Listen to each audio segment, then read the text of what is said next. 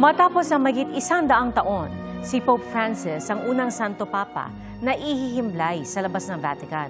At sa ngayon, nasa loob siya ng St. Peter's Basilica kung saan libo-libo ang pumipila para makapagpaalam sa People's Pope. At saksila, si Vicky Morales. Vicky?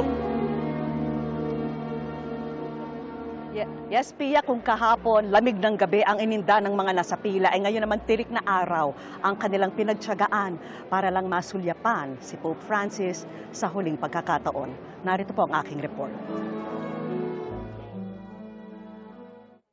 Hindi naging hadlang ang ginaw sa gabi, ang ilang oras na pagtayo sa pila, at ang mahigpit na security check para sa mga debotong nais masilayan sa huling pagkakataon si Pope Francis. Ito po yung eksena sa labas ng St. Peter's Basilica. Maghahating gabi na pero libo-libo pa rin ang mga nakapila.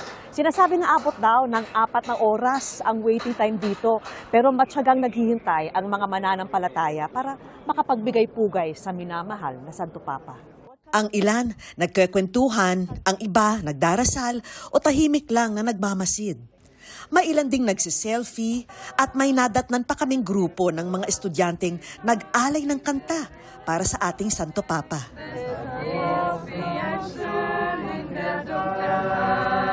What country are you from? Italia. Italia. What country? What country are you from? Austria. Austria. Hello.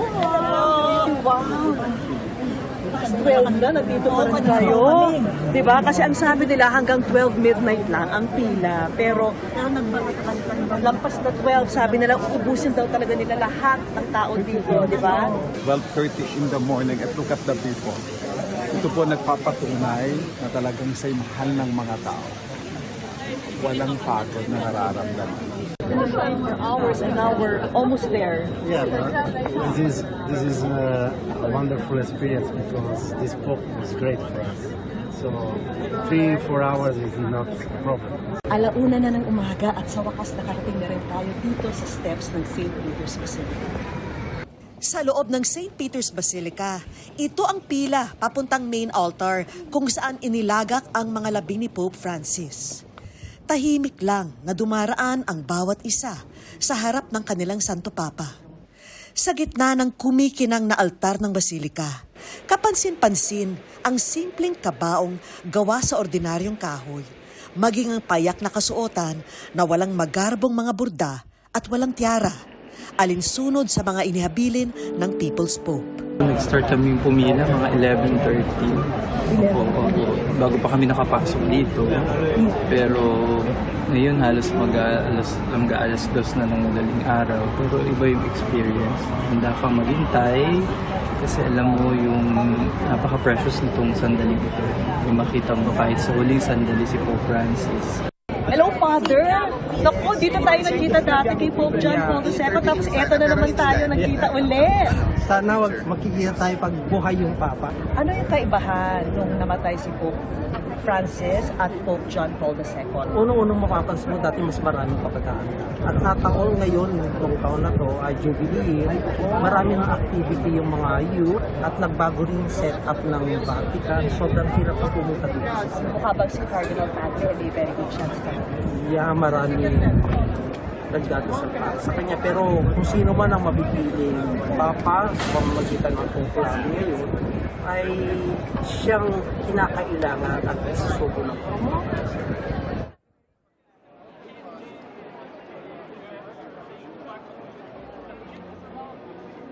Yes, Pia. Sa ngayon, nakikita natin, no, puspusa na ang paghahanda ng mga security preparations at lahat ng ibang detalye para nga sa funeral mass ng Santo Papa itong darating na Sabado. Nakatayo na itong scaffolding para sa iba't ibang miyembro ng media mula sa iba't ibang panig ng bansa at mundo na pupunta rito para mag-cover na nga ng kanilang mga head of state. Nakapwesto na rin yung mga upuan na gagamitin itong mga head of state at maging mga leader ng simbahan.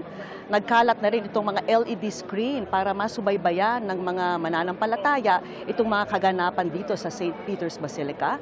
Nakapwesto na rin itong altar na gagamitin nga sa final mass ni Pope Francis.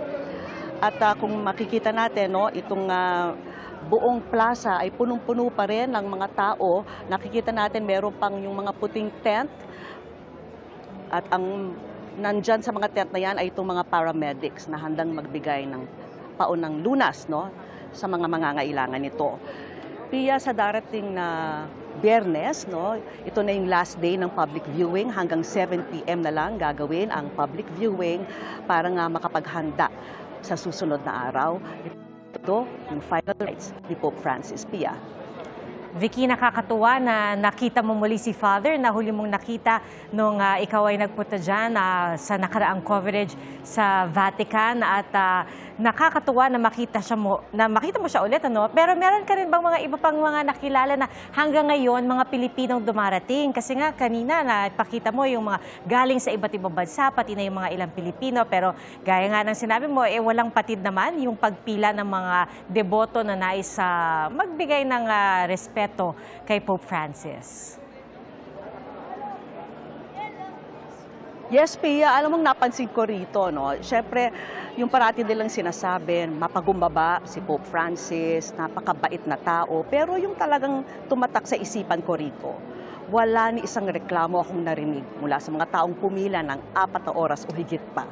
Di ba tayo usually, ako ang init naman, ang stricto naman ng security, marami tayong mga ganyang angal, pero dito wala ni isa akong narinig na reklamo mula sa mga nakapila. Siguro refleksyon din ito ng naging pamumuno ni Pope Francis na isang mapakumbabang tao at talagang pantay-pantay ang tingin niya sa mga tao. Pia. At sa lagay na yan, Vicky, talagang tumatagal sila ng mahigit 2 oras on the average para lang makapasok mula sa labas hanggang sa loob ng St. Peter's Basilica? Yes, Pia, talagang yung iba 3 oras, yung iba 4 na oras, hindi natin alam mamaya o siguro sa Biyernes, no, baka talagang mas matagal pa ang hintayan kasi syempre yung mga ibang taong magmamadali na masilayan si Pope Francis sa huling pagkakataon. So titignan natin yan, aantabayanan natin yan, Pia. Maraming salamat sa iyo, Vicky Morales, live mula sa Vatican City.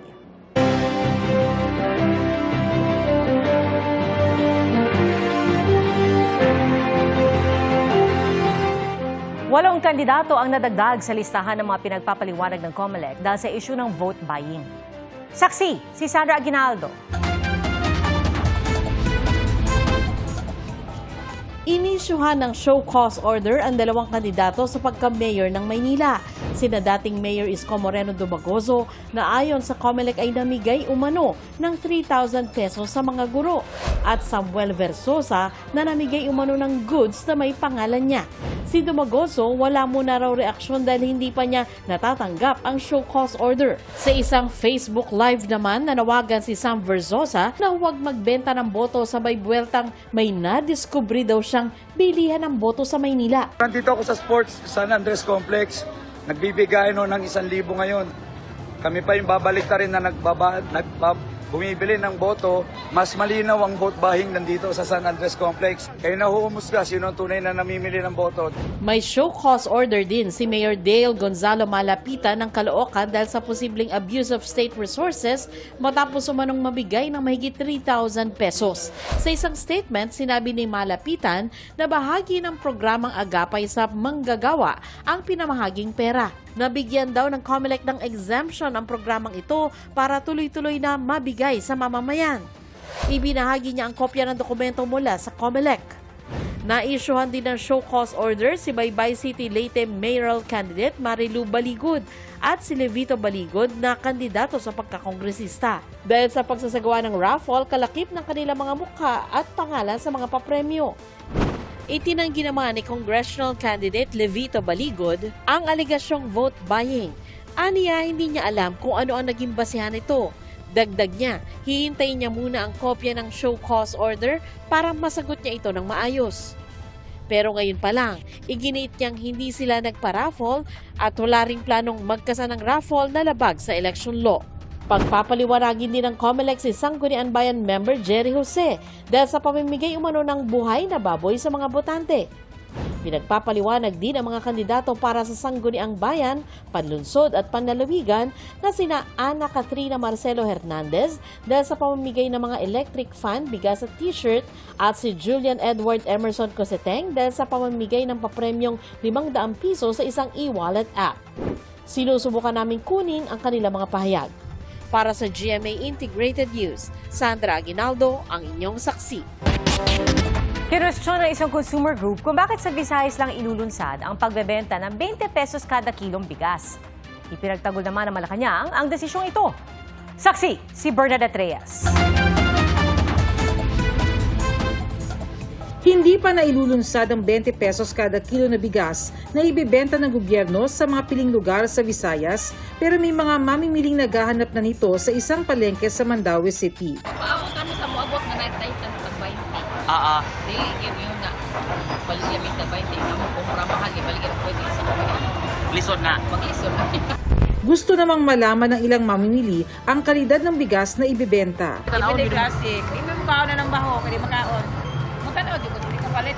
Tinatayang aabot sa 3.5 billion hanggang 4.5 billion pesos ang iluluwal na subsidiya ng gobyerno at piling lokal na pamahalaan para sa programa. Maganda naman daw ang layunin ng programa ayon sa Federation of Free Farmers Cooperative. Para maibenta ang stocks ng bigas sa mga warehouse ng NFA na nanganganib mabulok. Pero malaking lugi raw ito sa pamahalaan kaya mungkahin nila. Hindi kaya better used ito or at least malaking bahagi nito, yung subsidy nito, para palakasin po yung productivity ng ating mga rice farmers. Tuna naman ng consumer group na Bantay Bigas, bakit sa Visayas na mayaman sa boto unang inilulunsad ang programa, samantalang lahat naman daw naghahanap ng murang bigas. Double digit yung pagbaba ng kanyang trust rating at syempre yung pwedeng pabanguhin yung image ni BBM which will translate doon sa kanyang mga slate, senatorial slate, para matiyak yung boto para sa kanila. Sa mga Kadiwa stores sa Metro Manila, kagaya nito, 29 pesos kada kilo ang pinakamurang bigas na mabibili. Pero para lamang ito sa mga piling sektor, kagaya na lamang ng mga senior citizens, PWDs, mga miyembro ng 4Ps at mga solo parents. Pinipilahan pa rin siyempre yung 29 ng NFA. Maraming naghahanap talaga ng mas mababang presyo. Ayon sa Malacanang, sinimula ng programa sa Visayas dahil doon maraming nangangailangan ng murang bigas at may sapat na supply ng bigas ang NFA sa naturang rehiyon. Pero gagawin daw nationwide ang programa. Nagbigay na rin daw ng direktiba ang Pangulo para palawigin ang programa hanggang 2028. Sinagot na Malacanang ang pagdududa ni Vice President Sara Duterte sa programa. Wala raw kinalaman ng timing ng programa sa pagbaba ng trust at approval rating ng Pangulo. Noong pa po ito pinag-uusapan. Nakasama po ako minsan sa isang pribadong meeting para po dito para pa ipatupad po ang 20 pesos kada kilo na bigas. Nauna pa po ito na pag-usapan ng DA, ng NFA, bago pa po lumabas ang mga survey ratings na yan. Huwag sanang pairalin ang crab mentality at huwag maging anay sa lipunan. Para sa GMA Integrated News, ako si Bernadette Reyes, ang inyong saksi. Inakusahan na isang senador ang Chinese Embassy ng pagbabayad umano sa isang kumpanya para bumuo ng mga troll farm.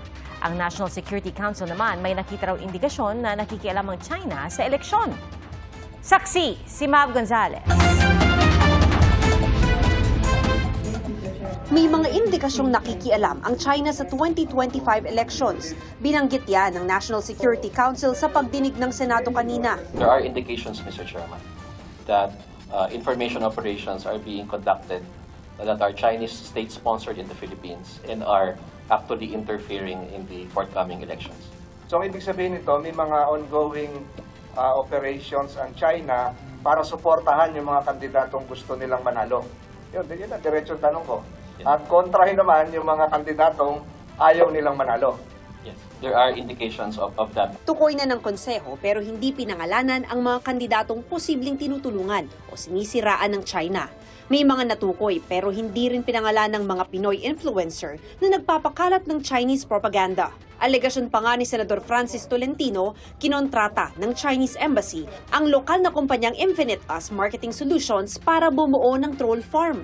Binayaran umano ng embahada ang kumpanya ng 930,000 pesos noong 2023. Nagre-report pa aniya ng accomplishments ang Social Army, kabilang ang mga paninira aniya sa Administrasyong Marcos Jr., pati sa missile system ng Amerika at pagpuri sa gobyerno ng China. Siguro, yung mga kababayan natin doon ang naging keyboard warriors. Hanggang ngayon, ongoing pa ho ito. Hindi lang ito doon sa Infinitus. Marami pa ho yan. Marami pa ho yan. Isang folder po yung dala ko. Marami pa ho yan. Hindi lang yan ang akala natin ay yun ang tunay na sentimiento ng mga nagpo-post at nagre-react. Ay subalit, ito pala nagpapatunay na binayaran. Binayaran ng People's Republic of China para sirain hindi lang ang kredibilidad ng isang tao o namumuno kung hindi ng ating bansa. Very alarming, and we are very worried about the implications to Philippine national security. Iimbestigahan na rin ito ng National Bureau of Investigation. Kinukunan pa namin ng tugon dito ang Chinese Embassy at ang kumpanyang Infinite Us.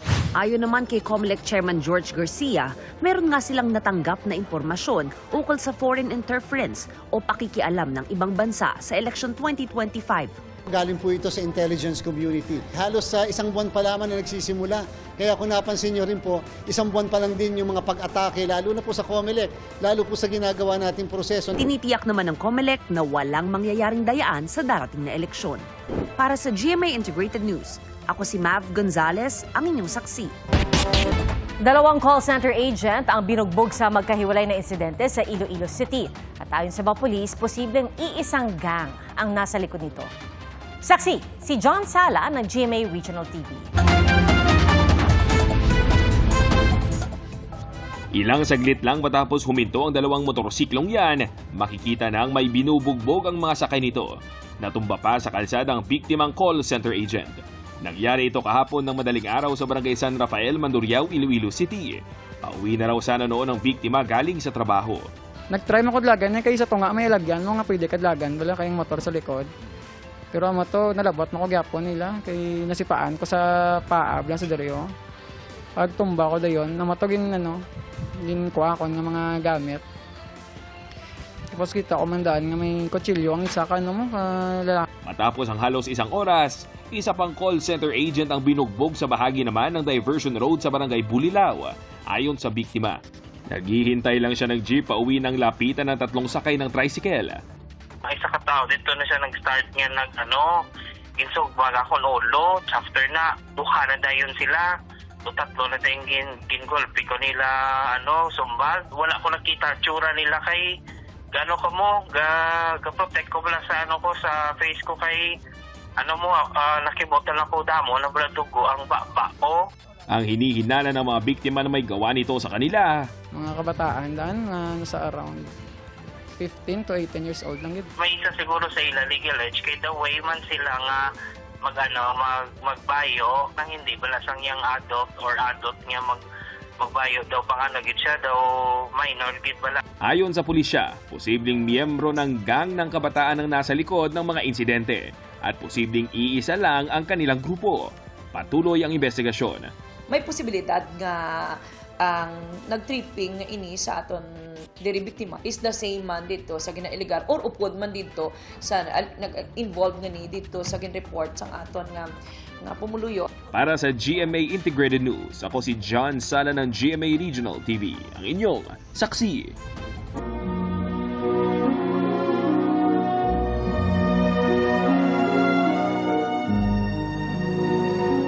Anghel ang paglalarawan kay Pope Francis ng ilang kabataan na nayakap at nakasalamuhan niya sa sorpresa niyang pagdalo noon sa Maynila.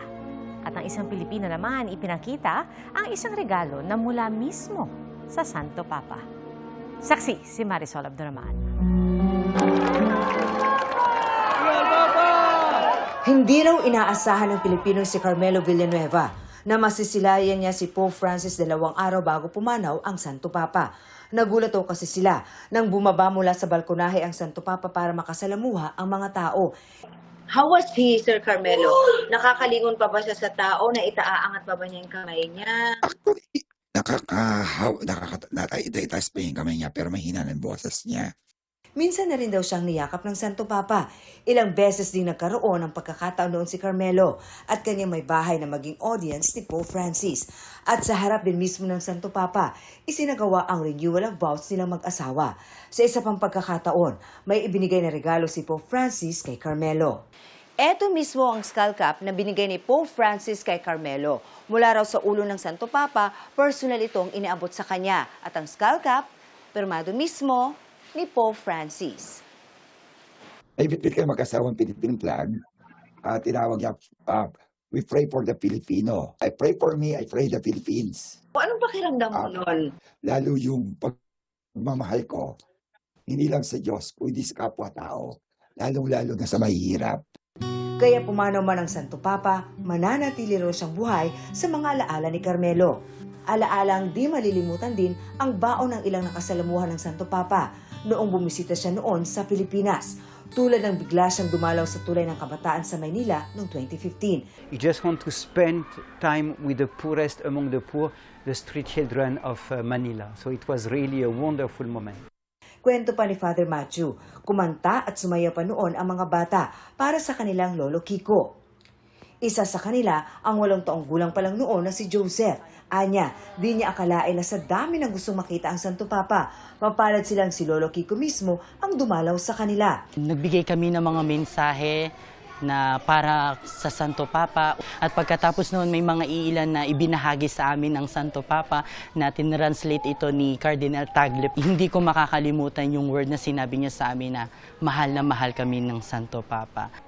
Nakatatak na rin daw sa puso ni John Alvis ang alaala ng pagdalaw noon ni Pope Francis. Kwento niya, kakaiba ang pakiramdam na mayakap noon ng Santo Papa. Sobrang gaan ng pakiramdam ko. Parang inisip ko nga parang anghel yung yumakap sa akin yung time na yun. Kasi sobrang di ko may paliwanag na nararamdaman ng mga panahon na yun. Di na raw mabubura ang mga aral at pagmamahal na naiparamdam ni Pope Francis sa kanila. Sabi niya sa akin, Father Matthew, dapat ituloy ang mission ng Tulay na Kabataan because these children are the flesh of Christ. Para sa GMA Integrated News, ako si Marisol Abduraman, ang inyong saksi. Kinilala po ang panatag Contra Fake News campaign ng GMA Integrated News ng World Association of News Publishers. Ating saksihan.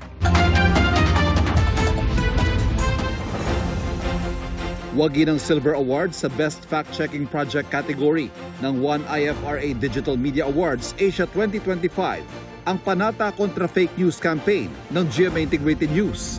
GMA Integrated News! Iniabot ang parangal sa Kuala Lumpur, Malaysia bilang bahagi ng Digital Media Asia Conference, ang pinakamalaking news media industry event na tungkol sa digital trends sa Asia Pacific. Kami ang team totoo.